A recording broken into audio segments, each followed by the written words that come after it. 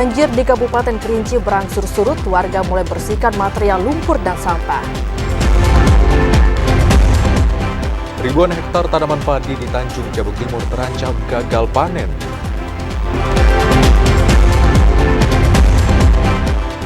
Pasca unjuk rasa supir batubara, pemerintah Provinsi Jambi laporkan kerusakan fasilitas negara.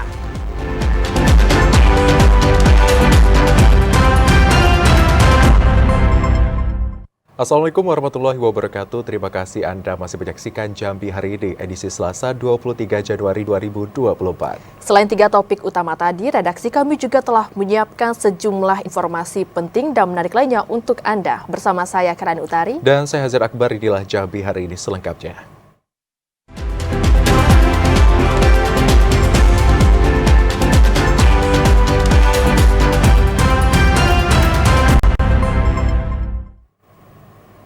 Mengawali Jambi hari ini, saudara, banjir di wilayah Kabupaten Kerinci berangsur surut. Sebagian korban banjir mulai membersihkan rumah mereka dari material banjir berupa lumpur dan sampah. Banjir yang menggenangi wilayah Kabupaten Kerinci saat ini sudah mulai berangsur surut, seperti di Desa Keluru, Kecamatan Keliling Danau. Sebelumnya ketinggian air di wilayah ini mencapai 1 hingga 2 meter, namun kini berangsur surut hingga ketinggian 10-20 cm. Para korban banjir yang sebelumnya mengungsi kini telah kembali menempati rumah dan membersihkan rumah dari sisa material lumpur dan sampah. Banjir di wilayah ini disebabkan oleh luapan air Danau Kerinci yang merupakan muara air dari Sungai Batang Merau. Alhamdulillah hari ini dibantu oleh pengurus Karang Taruna dan anggota Karang Taruna Desa Keluru ikut membantu dalam membersihkan rumah warga yang ikut terkena banjir. Salut sekali dengan mereka, mudah-mudahan kekompakan itu terus akan berlanjut dan dalam beberapa hari ini tinggal menunggu keringnya lagi. Alhamdulillah banjir di Desa Keluru pada hari yang 19 jalan provinsi yang menunjukkan Desa Pidung, Batu, Karang Agung dan Provinsi Jambi tidak bisa dilalui oleh roda 4 maupun roda 2. Dan kami dari pemerintahan desa meminta untuk tidak terulang lagi banjir di desa kami ini. Meski banjir di beberapa daerah sudah mulai berangsur surut, namun beberapa daerah lainnya masih terendam banjir seperti di Kecamatan Tanah Cogok, Danau Kerinci, dan Kecamatan Danau Kerinci Barat. Ilwan, TVRI Jambi, melaporkan. Sementara itu, saudara, ribuan hektar lumbung padi di Kabupaten Tanjung Jabung Timur terendam banjir. Bahkan puluhan hektar diantaranya dinyatakan puso atau gagal panen. Sebanyak 2.381 hektar tanaman padi dan persemaian di Kabupaten Tanjung Jabung Timur rusak akibat terendam banjir dan tingginya intensitas hujan. Berdasarkan catatan Dinas Tanaman Pangan Hortikultura, ribuan hektar lahan sawah tersebut tersebar di 4 kecamatan, yakni Berbak seluas 1.263 hektar, Rantarasau 1.041 hektar, Buaro Sabak Timur 35 hektar, dan Nipa Panjang 42 hektar. 4 kecamatan tersebut merupakan wilayah lumbung padi bagi Kabupaten Tanjung Jabung Timur. Kepala Dinas Tanaman Pangan Hortikultura Kabupaten Tanjung Jabung Timur Sunarno mengatakan, dari 2.381 hektar yang terendam, ada sebanyak 78 hektar diantaranya sudah dinyatakan puso atau gagal panen. Dengan rincian Kecamatan Berbak 20 hektar, Rantarasau 54 hektar, dan 4 hektar di Muara Sabak Timur.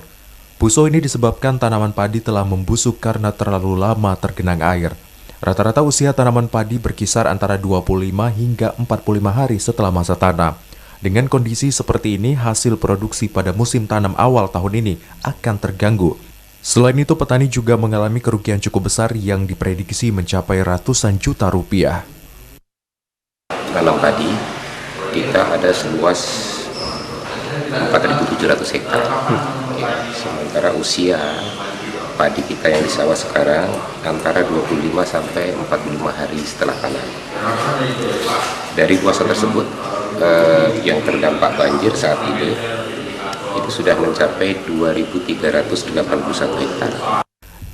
Sementara itu, untuk mengurangi beban petani, Dinas Tanaman Pangan akan mengusulkan agar ada bantuan bagi petani. Minimal bantuan benih sebab dalam 1 hektar, petani membutuhkan sedikitnya 25 kg benih padi. Klipa Patria, TVRI Jambi melaporkan. Meski debit air Sungai Batanghari mengalami penurunan, namun pemerintah Kota Jambi masih menetapkan siaga 2 bencana banjir. Masyarakat diminta tetap waspada terhadap potensi peningkatan debit air yang sewaktu-waktu dapat terjadi. 8 kecamatan di Kota Jambi masih dilanda bencana banjir akibat luapan Sungai Batanghari. Banjir sudah dirasakan warga sejak beberapa pekan terakhir. Pemerintah Kota Jambi terus berupaya menanggulangi bencana banjir. Selain mendirikan posko pengungsian sementara, pemerintah juga turut menyalurkan bantuan pokok ke masyarakat yang terdampak banjir.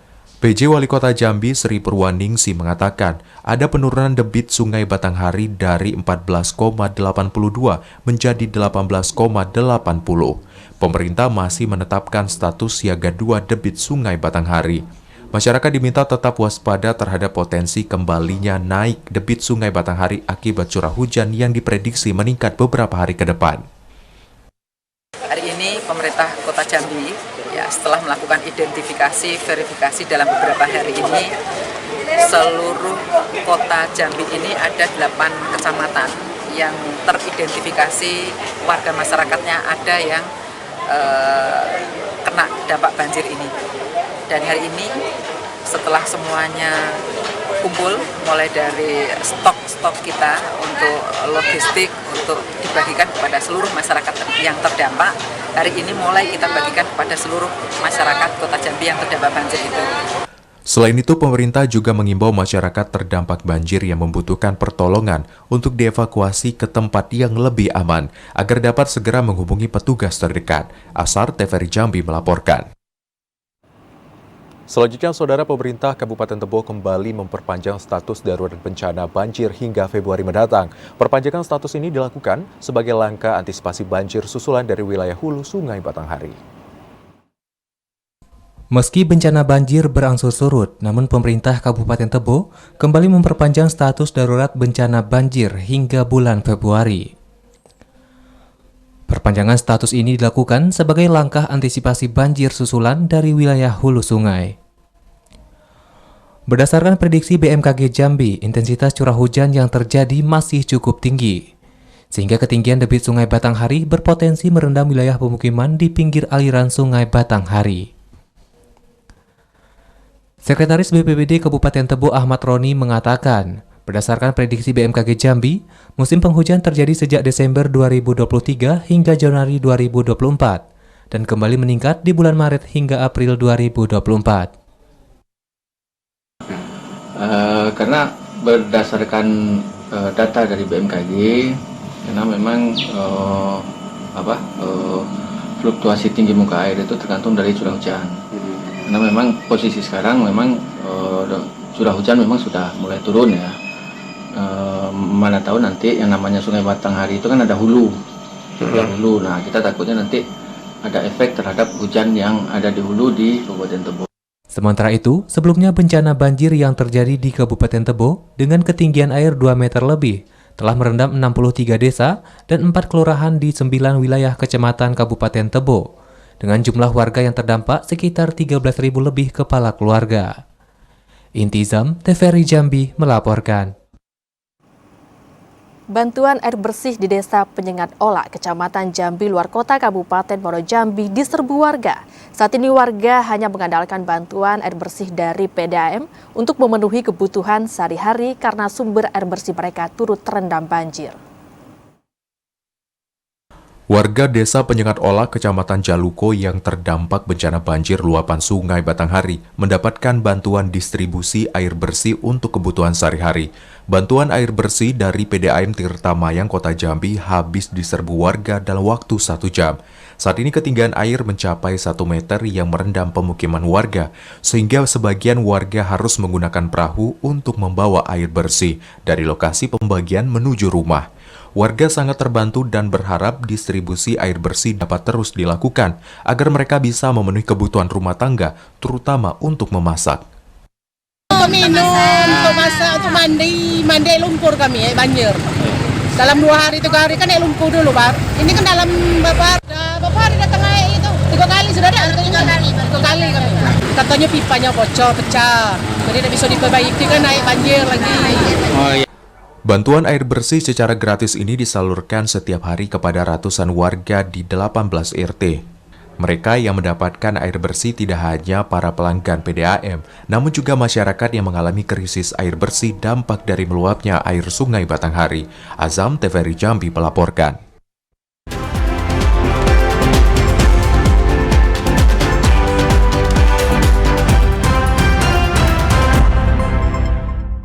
Terima kasih saudara Anda masih menyaksikan Jambi hari ini. Sementara itu, saudara, pemerintah Kabupaten Batanghari secara bertahap menyalurkan bantuan kepada warga terdampak banjir di sejumlah wilayah kecamatan. Terdapat 8.000 lebih paket bahan pokok yang telah didistribusikan. Bantuan logistik berupa makanan, minuman, serta kebutuhan lainnya disalurkan pemerintah Kabupaten Batanghari kepada warga yang terdampak banjir di 6 kecamatan. Proses penyaluran pun dilakukan secara bertahap oleh pemerintah, dengan mengutamakan wilayah hulu sungai yang mengalami dampak banjir cukup parah. Kepala Pelaksana BPBD Batanghari Baby Andira mengatakan, total bantuan yang disalurkan mencapai 8.727 paket dengan sistem penyaluran berjalan secara bertahap. Untuk tahap awal, sejumlah bantuan yang disalurkan sebesar 5.692 paket sembako dan di tahap kedua sebanyak 3.035 paket. Setiap paket bantuan berisikan sejumlah makanan maupun minuman seperti beras, gula, teh, kopi, minyak goreng kemasan, serta mie instan. Distribusikan ke bagian hulu ya, Moresbo Hulu, Mersam dan Tembesi itu sekitar 3.035 paket. Nah, ini kita sebar nanti di beberapa desa nanti di sana dan untuk kebutuhan masyarakat khususnya pangannya aja. Ada 6 sembako ya, banyak mulai dari beras, kemudian Indomie, kemudian gula, kopi. Baby berharap bantuan logistik dapat memenuhi kebutuhan sehari-hari warga terdampak banjir. Ade Juniawan, TVRI Jambi melaporkan.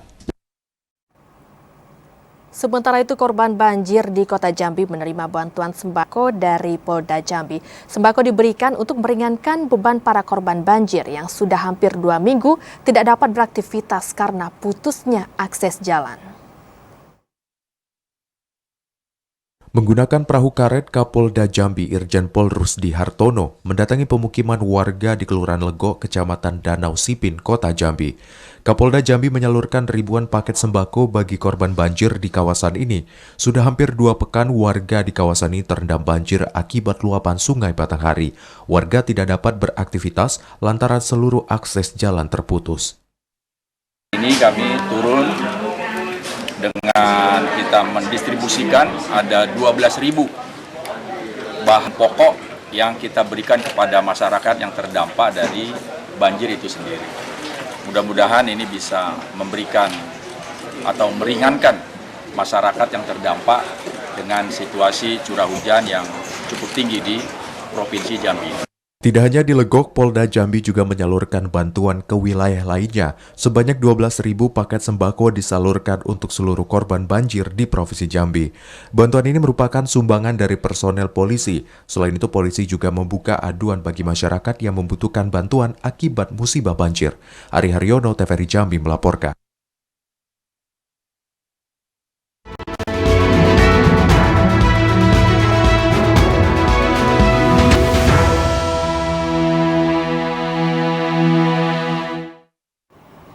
Kesorotan lainnya, saudara, menuju segmen pemilu 2024, jumlah daftar pemilih tambahan atau DPTB di Kabupaten Batanghari kembali mengalami perubahan.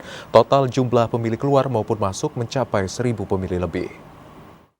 Berdasarkan hasil pledo daftar pemilih tambahan atau DPTB terhadap pemilih yang pindah milih, baik keluar maupun masuk di Kabupaten Batanghari kembali bertambah. Total jumlah DPTB masuk mencapai 1.022 orang, serta jumlah DPTB keluar sebanyak 1.149 orang. DPTB tersebut nantinya akan dapat mengikuti pencoblosan pada pemilu 14 Februari 2024 sesuai hak pilihnya.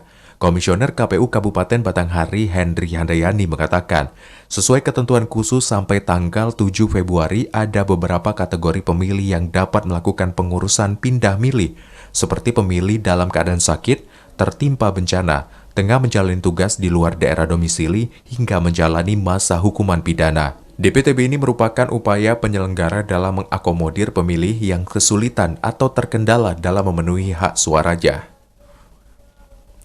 Yang mana kita rekap di tingkatan kabupaten itu tersebar di 8 kecamatan sebanyak 388 TPS. Jumlah pemilih masuknya berjumlah 1.022 orang. Kemudian jumlah pemilih keluar itu sebanyak 1.149 orang.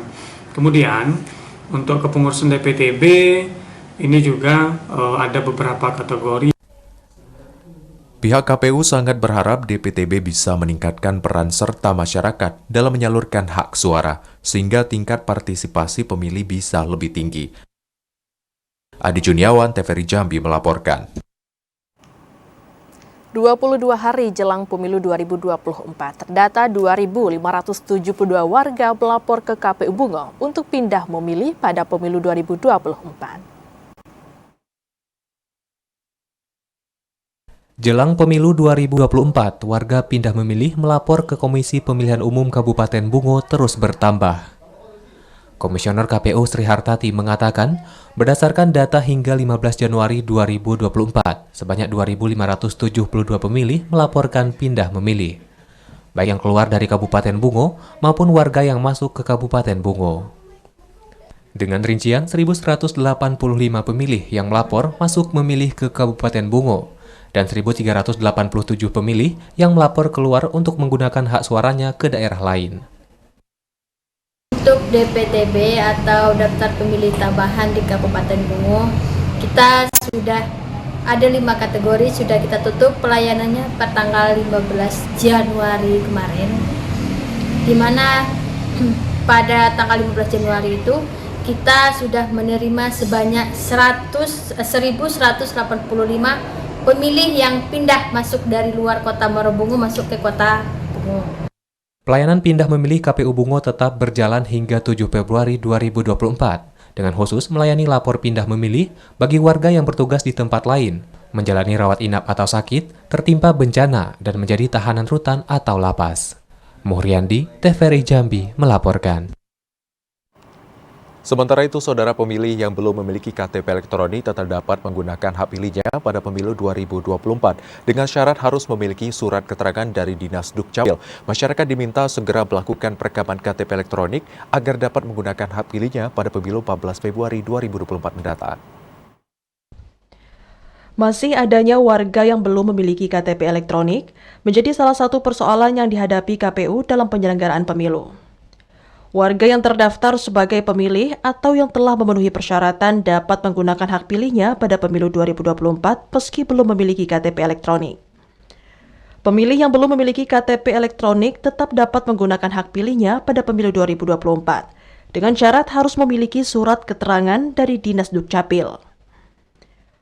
Komisioner KPU Moro Jambi Divisi Perencanaan Data dan Informasi Rika Kurniati Nasution mengatakan, bagi pemilih yang tidak menunjukkan KTP elektronik atau suket, tidak dapat menggunakan hak pilihnya. Ketentuan ini tertuang dalam PKPU nomor 25 tahun 2023 tentang pemungutan dan perhitungan suara. Jadi bagi masyarakat yang tidak punya KTPL pada saat hari H, maka sangat disayangkan dia tidak akan bisa memilih di TPS. Maka kami menghimbau untuk seluruh warga agar segera melakukan perekaman KTPL agar bisa memilih pada saat 14 Februari nanti. Rika Kurniati Nasution menghimbau masyarakat untuk segera melakukan perekaman KTP elektronik agar dapat menggunakan hak pilihnya pada pemilu 2024. Hingga saat ini baru 3.462 pemilih telah melakukan perekaman KTP elektronik, dari sebelumnya mencapai 6.862 orang. Azam Afnan, TVRI Jambi melaporkan. Komisi Pemilihan Umum Daerah Sarolangun terus menggencarkan sosialisasi pemilu 2024 yang menyasar kalangan pemilih pemula dan milenial guna menekan angka golput. Pelaksanaan Pesta Demokrasi 5 tahunan semakin dekat. Komisi Pemilihan Umum Sarolangun sebagai penyelenggara pemilu mendorong semua potensi pemilih untuk menggunakan hak pilih pada Rabu 14 Februari 2024 mendatang. Komisioner KPUD Sarolangun Divisi Sosialisasi Pendidikan Pemilih, Partisipasi Masyarakat dan SDM Yuliana mengatakan, Edukasi politik melalui sosialisasi dengan menyasar beragam kelompok, seperti komunitas, lembaga pendidikan, lembaga pemberdayaan masyarakat, serta pelajar, menjadi salah satu cara meningkatkan partisipasi pemilih untuk menekan angka golongan putih atau golput. Belum kami lihat karena nanti berbarengan dengan data, karena nanti melalui perekaman KTPL kemarin itu kami melihat ada memang upaya golput, tapi tidak terlalu banyak, dan kami mengusahakan untuk golput itu kalau bisa zero, dan melakukan sosialisasi melalui ad hoc, dan juga kami juga kemarin melakukan sosialisasi melalui nonton bareng Gostu Kampus dan Gostu Pesantren. Edi Kusnadi, TVRI Jambi melaporkan.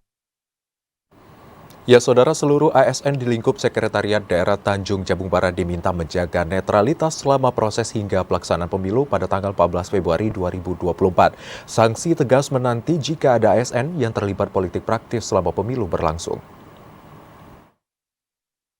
Menjelang pemilu 2024, Bupati dan Wakil Bupati Tanjung Jabung Barat imbau seluruh aparatur sipil negara atau ASN dan komponen masyarakat untuk menciptakan pemilu aman dan damai, serta tidak percaya hoaks. ASN juga diminta tetap bersikap netral dan tidak terlibat politik praktis karena sanksi tegas menanti. Bupati Tanjung Jabung Barat Haji Anwar Syadat mengatakan kepada seluruh ASN untuk tetap menjaga netralitas dalam pemilu serentak tahun 2024. Netralitas memiliki prinsip tidak berpihak dan bebas dari pengaruh siapapun. Jika ASN tidak netral, tentu akan mempengaruhi pelayanan publik. Mesti netral, karena kita menjaga, kita pemerintah negara mensupport kegiatan itu hingga tidak ada lagi hal-hal yang terjadi di tingkat bawah, ya, sehingga dapat berjalan dengan aman, lancar, damai sesuai dengan peraturan dan undang-undang. Wakil Bupati Tanjung Jabung Barat Hairan menegaskan, ASN agar berhati-hati dalam menggunakan media sosial selama suasana kampanye pemilu berlangsung. ASN tidak diperbolehkan melakukan kampanye sosialisasi di media berupa posting, komentar, membagikan tautan dan melakukan gerakan simbol-simbol tertentu yang mengarah pada salah satu calon. Kepada seluruh ASN yang ada agar dapat berlaku netralitas, aturan dan regulasi yang mengharuskan kita berlaku netral dan tidak memihak kepada paslon pasangan manapun. Dukungan kita adalah mewujudkan Indonesia maju ke depan. Kepada masyarakat jangan terpengaruh dan terprovokasi bahasa-bahasa yang tidak bertanggung jawab dan boleh kita katakan hoaks. Kita di Tanjung Jabung Barat terkenal yang negeri damai, aman, dan rahmatan lil alamin. Jika ASN terlibat dalam politik praktis, sanksi akan menanti. ASN akan diawasi oleh Bawaslu selaku pengawas pemilu. Selain itu, masyarakat diminta tetap menentukan pilihan ketika mencoblos, cerdas dalam menentukan pilihan, dan jangan percaya isu berita bohong. Didi Haryadi, TVRI Jambi melaporkan.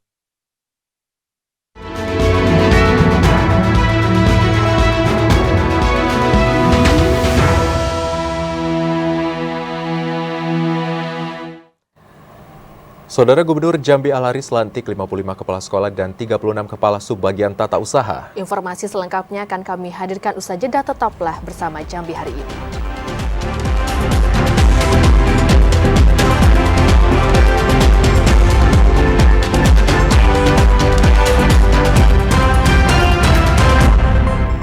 Terima kasih saudara, Anda masih menyaksikan Jambi hari ini dalam Pen Advertorial.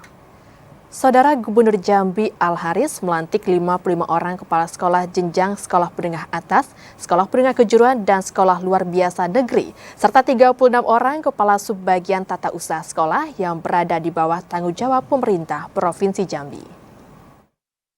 Gubernur Jambi Al-Haris resmi melantik 55 orang kepala sekolah untuk satuan pendidikan SMA, SMK, dan SLB negeri, serta 36 orang kepala subbagian tata usaha sekolah.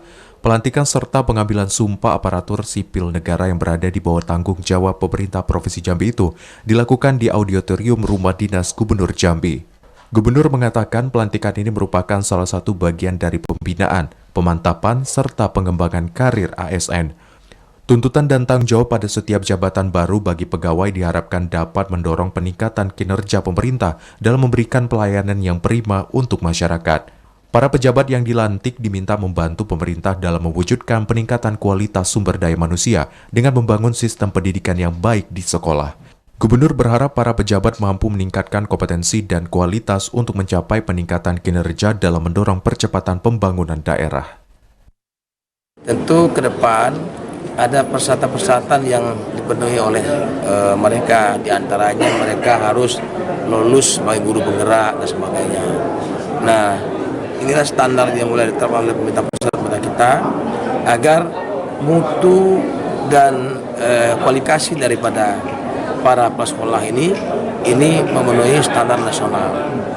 Jadi perlakuan tidak hanya Jambi saja tapi secara nasional. Nah, oleh karena itu kita berharap teman-teman kita yang ingin jadi prasekolah penuhi standar itu.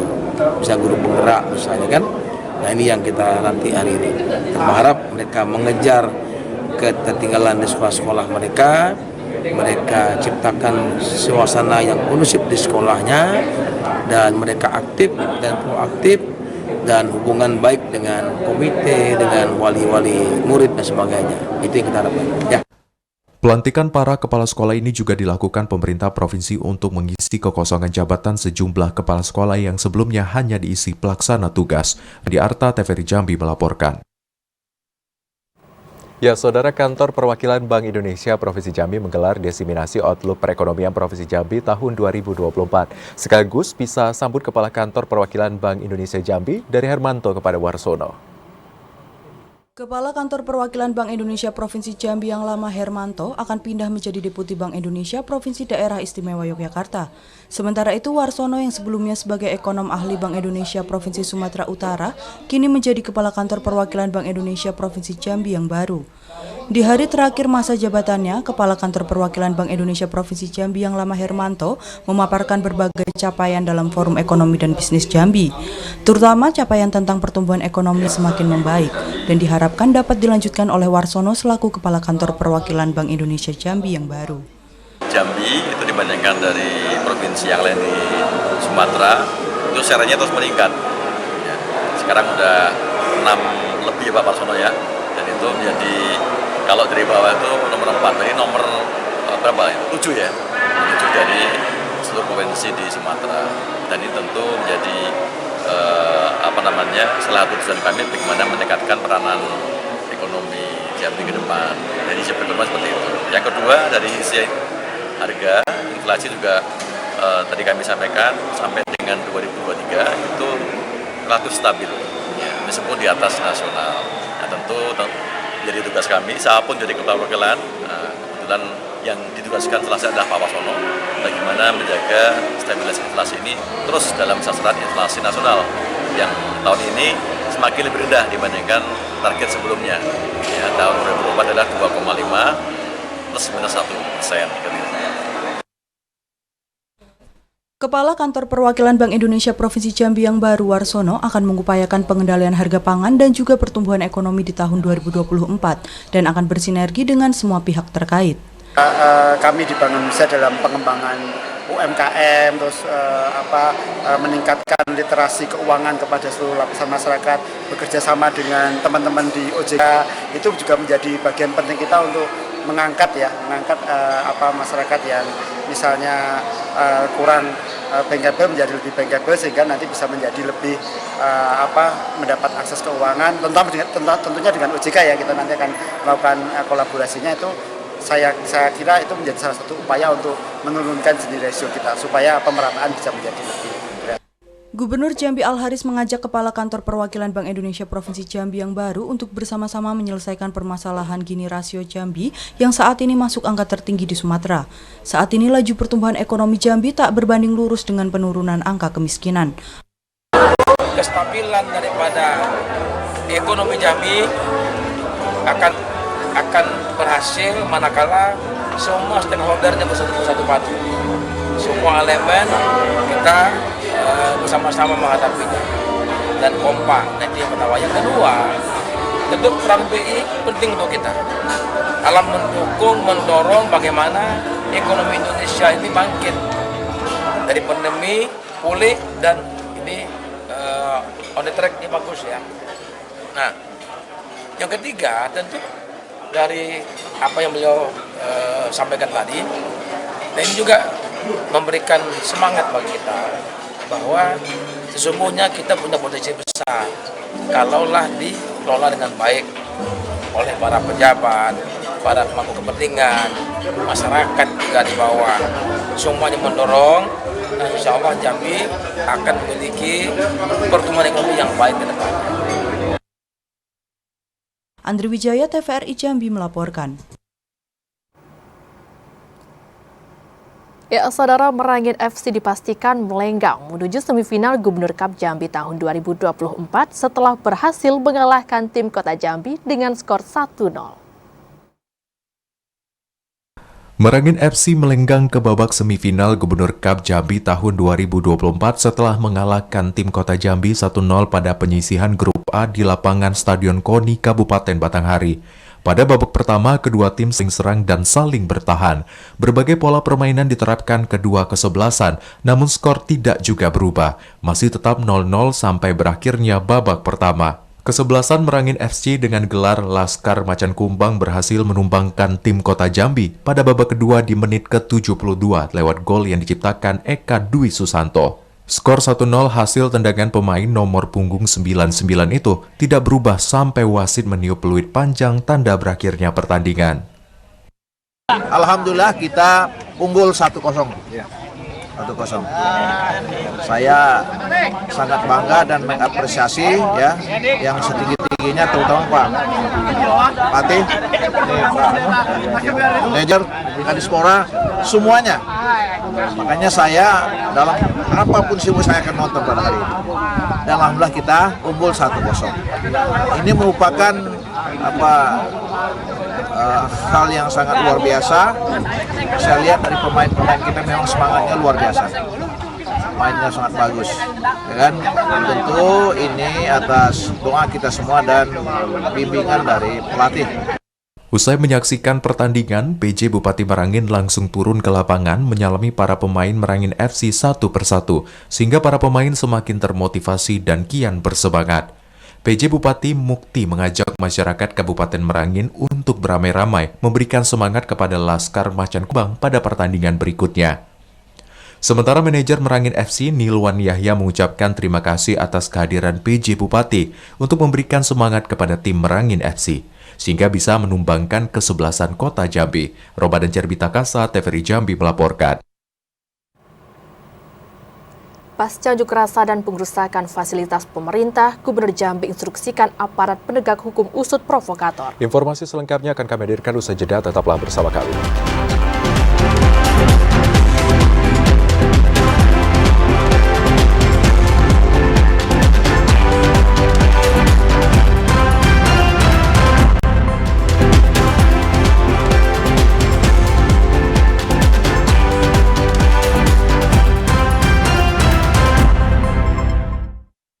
Terima kasih saudara Anda masih setia menemani kami di Jambi hari ini.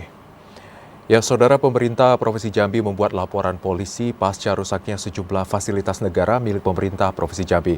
Pengerusakan dilakukan para supir truk batubara yang berunjuk rasa.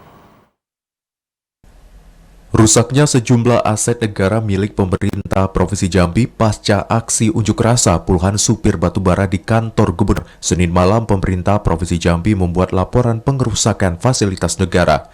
Kepala Biro Umum Pemerintah Provinsi Jambi Muzakir mengatakan, akibat unjuk rasa tersebut beberapa aset pemerintah rusak dilempar batu oleh para demonstran, seperti 2 unit mobil, kaca gedung kantor gubernur, lampu, ruangan sekda, ruangan wakil gubernur Jambi, dan beberapa fasilitas lainnya di ruang gubernur Jambi. Hasil perhitungan sementara akibat pengerusakan fasilitas negara ini, kerugian ditafsir mencapai 500 juta rupiah. Sementara itu, meski sejumlah fasilitas dirusak, Muzakir memastikan aktivitas pemerintah di kantor gubernur tetap berjalan seperti biasa.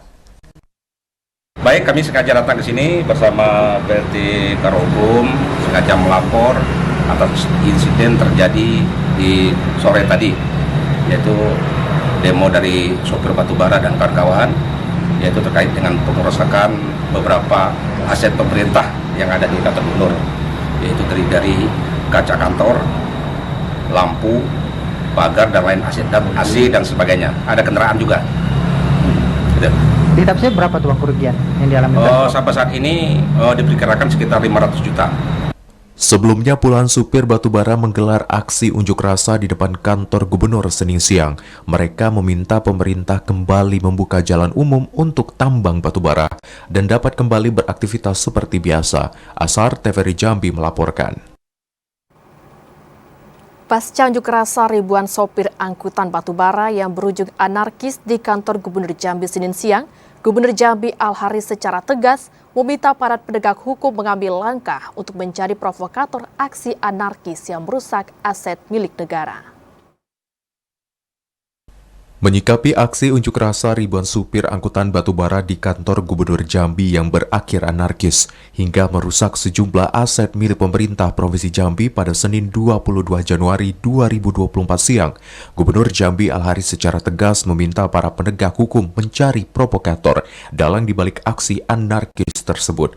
Gubernur Jambi sangat menyayangkan insiden tersebut yang tidak seharusnya terjadi setelah pemerintah provinsi dengan baik menerima perwakilan para supir untuk menyampaikan tuntutannya. Pada pertemuan tersebut, pemerintah memberikan solusi untuk menciptakan situasi kondusif bagi seluruh pihak.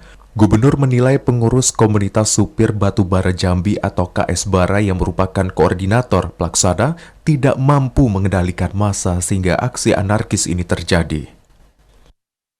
Nah, ini yang kita sayangkan, artinya adalah pengurus KS Bara tidak mampu mengendalikan masa-masa mereka. Nah, ini yang kita inikan. Nah, maka ada kios.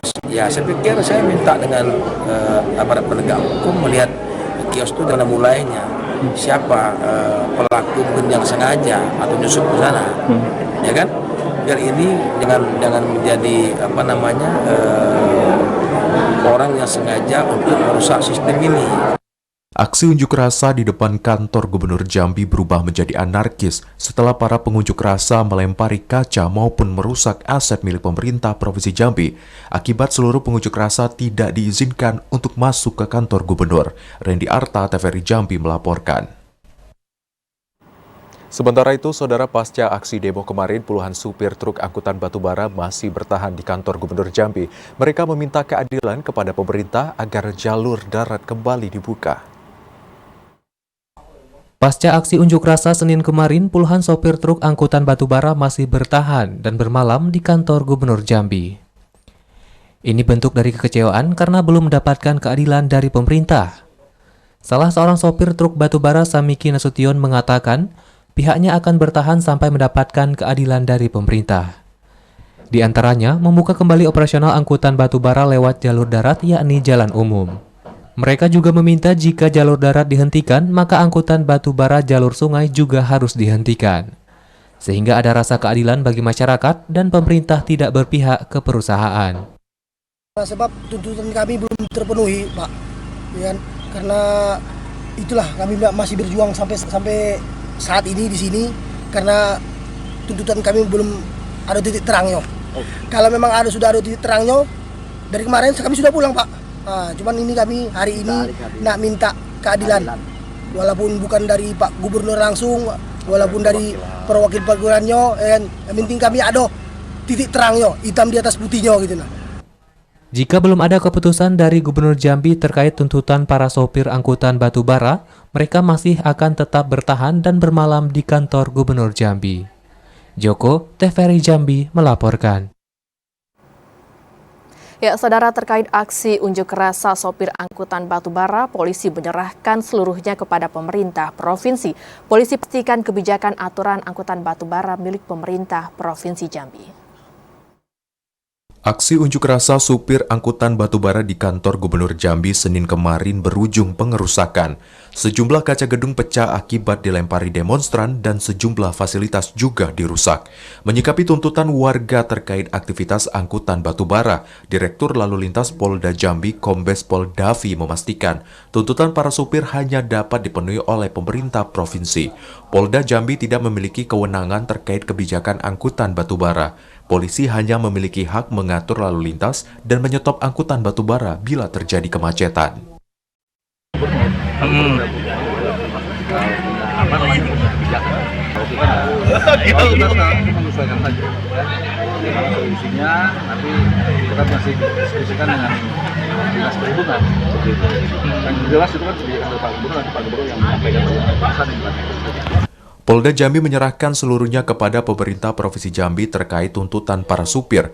Polisi juga menilai jalan umum tidak layak dilintasi angkutan batubara. Pasalnya, angkutan batubara kerap membawa muatan melebihi tonase yang dapat menyebabkan kerusakan jalan. Ari Haryono, TVRI Jambi melaporkan. Pemerintah Provinsi Jambi tetap berkomitmen mengoptimalkan jalur sungai untuk angkutan batubara. Hal ini telah diatur dalam instruksi Gubernur tentang pengaturan lalu lintas angkutan batubara. Meski mendapatkan penolakan hingga berujung unjuk rasa yang dilakukan supir batubara, pemerintah Provinsi Jambi tetap berkomitmen untuk mengoptimalkan jalur sungai sebagai angkutan batubara. Hal ini telah diatur dalam instruksi Gubernur Jambi nomor 1 tentang pengaturan lalu lintas angkut batubara. Asisten 1 Setda Provinsi Jambi Arif Munandar mengatakan, sejauh ini Ingup tersebut masih diterapkan dan belum dicabut, sehingga angkutan batubara dilarang melewati jalan nasional. Keputusan Gubernur Jambi tersebut menimbulkan gejolak baru di tengah masyarakat, khususnya para supir yang tak terima dengan jalur sungai.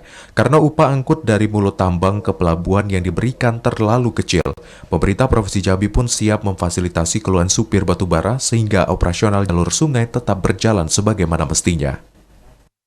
Hasil mediasi ya kita intinya tadi berharap kita tetap menggunakan jalan sungai. Jadi kalau memang mereka tuh keberatan di ongkos, ya katanya ada 20.000 per ton yang jaraknya 17 kilo, ya kan? Ini juga di sini saya lihat ini ada yang 120.000 lebih per ton, yang jaraknya mungkin ya ada 100, tergantung jarak ya.